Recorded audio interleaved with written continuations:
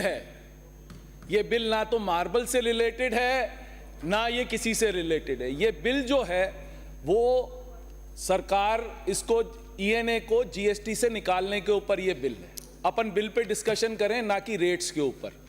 मेरा आपसे ये कहना है कि इसमें हमारे यहाँ सरकार ऑलरेडी इसको वैट पर चला रही है, क्योंकि और काफ़ी सारी स्टेट्स ने ये काउंसिल में मीटिंग करी कि भाई ये जीएसटी में बिल नहीं होना चाहिए, ये स्टेट सब्जेक्ट है, it should go to the VAT. That is the basic issue of this bill.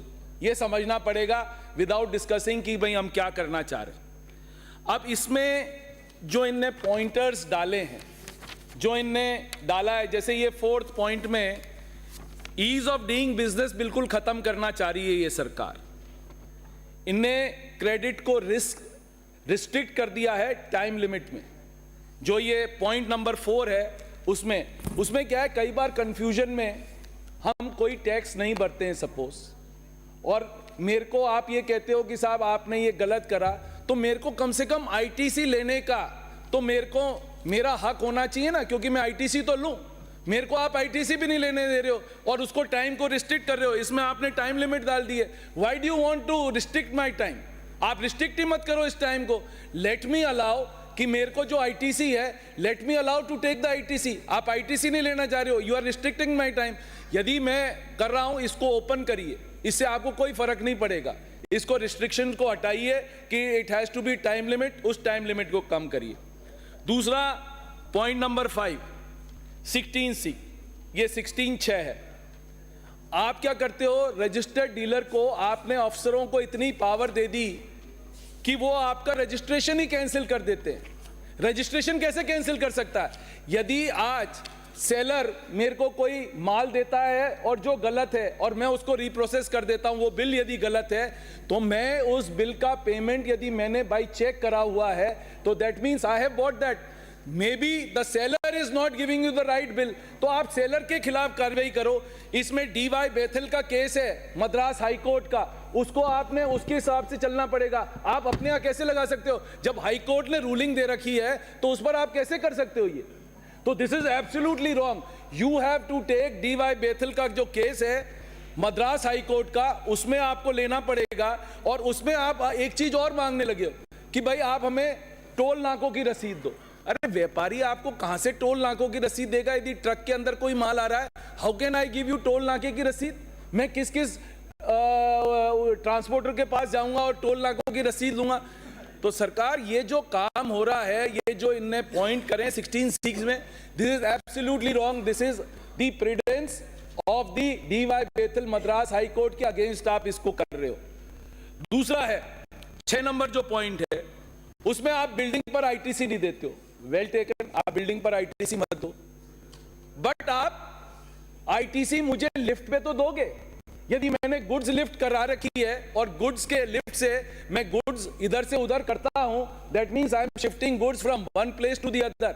और या मैं अपना ह्यूमन रिसोर्स एक लिफ्ट के अंदर एक पॉइंट से दूसरे पॉइंट पे ले जाता हूं, तो उसकी तो आईटीसी आपको मुझे देनी पड़ेगी ना। How can you stop that?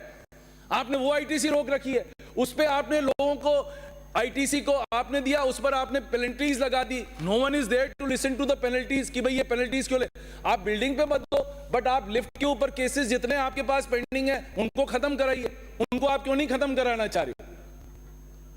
अब आइए पॉइंट नंबर 9। साहब टाइम लगेगा, मैं अकेला ही बोल सकता हूं सर। 4.5 मिनट हो गए सर। 5 सर और कोई बोलेगा ही नहीं मेरे वाला। अकेले ही बोल रहे हैं हमारी तरफ से। फिर कोई नहीं बोल रहा, हरिमोहन जी नहीं बोलेंगे, तुम्हारे कोई नहीं बोलेगा। हरिमोहन जी बोलेंगे, दूसरे एक ही बोल रहे हैं तो मैं बात करूं। दो जने फिर एक ही को हरिमोहन जी और ये दो ही सर। आप सर एक काम करते हैं, फिर ऐसे ही पास करते हैं, फिर क्या मतलब है सर? पॉइंट ही यही है, और कोई बोलेगा ही नहीं। मैं पॉइंट जो बोल रहा हूँ यदि वैलिड पॉइंट नहीं होता तो बताओ। 5 मिनट दिए सर। 5 मिनट से नहीं होता। You are discussing a bill. 10 minute तो नहीं सर गलती अपनी सरकार की गलती। बोरा जी पालन करो। अब आपने आरसीएम का प्रोविजन करा पॉइंट नंबर 9 में। मेरा यदि माल अहमदाबाद से आता है, मैं यहां पर पेमेंट करता हूं जयपुर में उस ट्रक भाड़े का, तो मेरे को स्टेट गवर्नमेंट का एसजीएसटी और मेरे को सेंट्रल सीजीएसटी में आरसीएम में मुझे छूट मिलेगी। बट आपकी सरकार ने क्या करा? आपने कह दिया जो अहमदाबाद से बिल है उसको आपको आईजीएसटी में करना पड़ेगा। भाई आईजीएसटी में कैसे करेंगे? It is a neutral revenue. मैंने तो आपको एक बार रेवेन्यू दे दिया आरसीएम में, चाहे मैं किसी में भी दूं। इस पर केसेस पड़े हुए हैं, इस पर कोई सुनने को तैयार नहीं है। इसको आप ठीक करवाएं कि यदि रेवेन्यू न्यूट्रल है, आपको तो रेवेन्यू एसजीएसटी से मिले या सेंट्रल जीएसटी से मिले, उसको आपको ठीक करना चाहिए। फिर एक आया है पॉइंट नंबर 13 एक्सपोर्ट ड्यूटी का। मैं माल एक्सपोर्ट कर रहा हूं, एक्सपोर्ट ड्यूटी आपने उस पर लगा दी, मुझे तो आपको आप रिटर्न नहीं कर रहे हो, मेरे यूनिट को भी आप अनवाइबल कर रहे हो। यदि मैंने एक्सपोर्ट ड्यूटी दी है, यदि आपने चार्ज करा है एक्सपोर्ट पर export duty, you have to return that duty, क्योंकि सब एक्सपोर्टर्स को मिलती है। Why are you not returning the duty over here? आप मेरा प्रोडक्ट ही अनवाइबल कर रहे हो। How can you make my product unviable यदि मैं एक्सपोर्ट पर ड्यूटी दे रहा हूं तो? और लास्ट पॉइंट मेरा ये है, जो 17(4)A है और 73 है। सर 73 में ये होता था कि आपको यदि फ्रॉड केस है, नॉन फ्रॉड केस है, तो आपको 10% पेनल्टी लगती थी if it is a non fraud case, और जो फ्रॉड केस है उस पर आपको 100% पेनल्टी लगती है। अब आपने क्या करा, 73 और 74 को मिला के 74A का आपने एक नया प्रावधान कर दिया, और उसमें क्या करा कि जो फ्रॉड केसेस हैं और जो नॉन फ्रॉड केसेस हैं सबको एक व्याख्या में आपने डाल दिया। तो इसका मतलब आपका नॉन फ्रॉड केस पर भी आपको 100% ड्यूटी देनी पड़ेगी।